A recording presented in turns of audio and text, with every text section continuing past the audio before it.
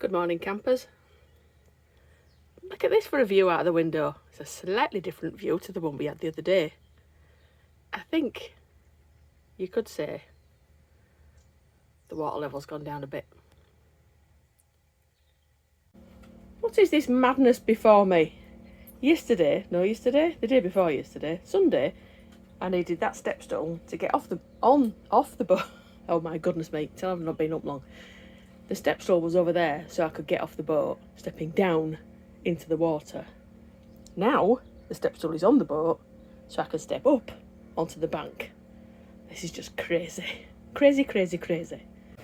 Back to being locked in. Sorry, I kill myself some days. This morning, at 2 o'clock this morning, and I know it was 2 o'clock because I was awake and I looked at my clock and it said it was 2 o'clock. There was a CRT man here, that's Canal and River Trust, sorting out these paddles. The paddles are the bits that stick up. You see that with a little white top on it? They lift up to let the water go through the gate. You close one of the paddles and close the gates at the bottom, because now we run the risk of all the water running out of the canal and us sitting on the bottom. This is not like living in a house. It is not at all. Well, it's slowly going in a downward trajectory. Slowly. There's the raging river. Still pretty raging. Still would not like to be out there. But look, the steps are coming back on the lock landing.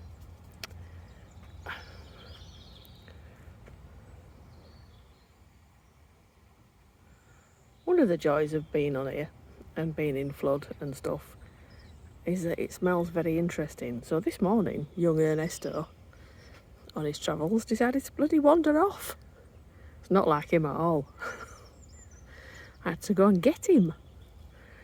So I mentioned this on one of my videos a few days ago, but in very, very briefly. So this is the measuring station. It's literally just past the lock.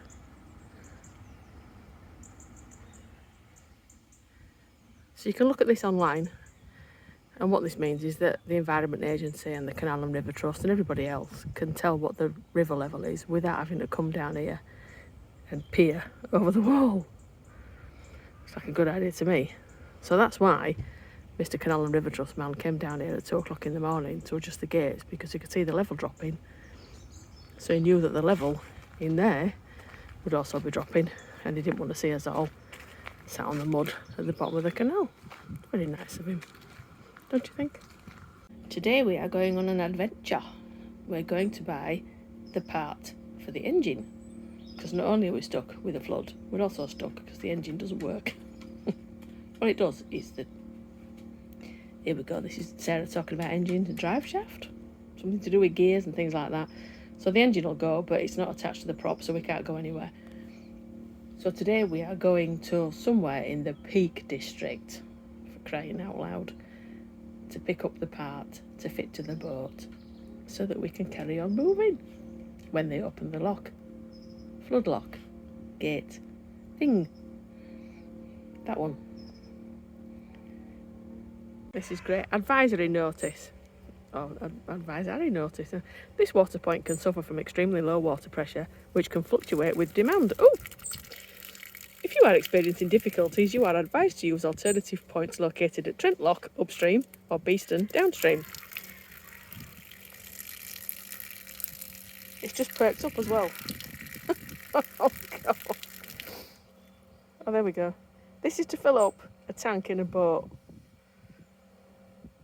The poor bloke over here yesterday were there for like an hour, and he only had a little tank. That's ridiculous. Told you we were going on an adventure.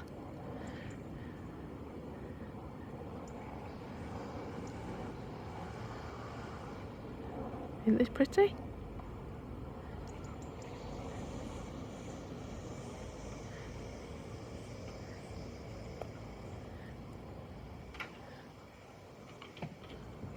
We're currently at a marine parts place on the Peak Forest Canal. Very beautiful. What a view.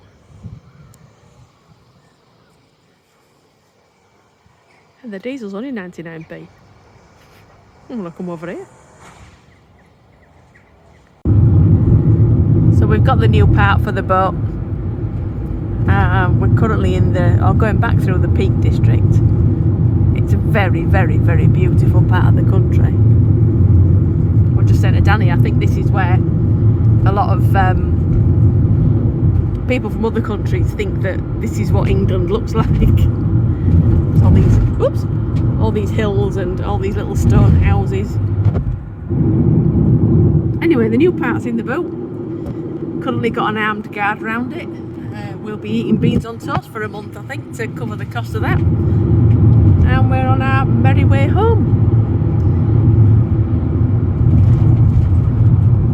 I've got a question for you. What's more peaky, the Peak District or Killian Murphy? You decide. You could say hello, Dan, but don't turn round. Hello, Dan. Hello, Dan. Good lad. Oh, look, here we go. Oh, sorry. If I'm making you feel sick, I'm really sorry. This is very bouncy. Oh. Bouncy, bouncy, and very sunny. And very fast.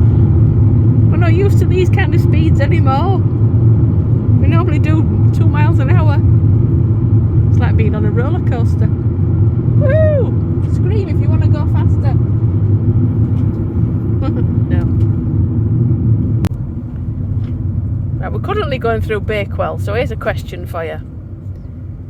Were Bakewell tarts made in Bakewell? Is that why they're called Bakewell tarts? Were they invented in Bakewell? Or was it some personage called Bakewell who invented Bakewell tarts? This is the discussion that we're having in the van at the moment. Any help would be more than welcome. Thank you very much. A little white bird there in the middle. That'd be an egret.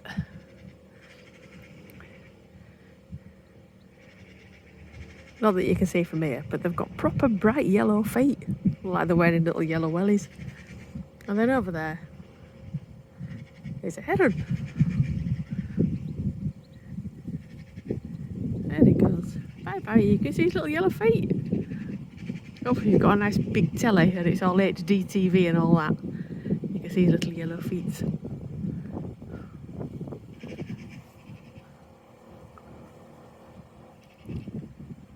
And you can also see there's a lot more land.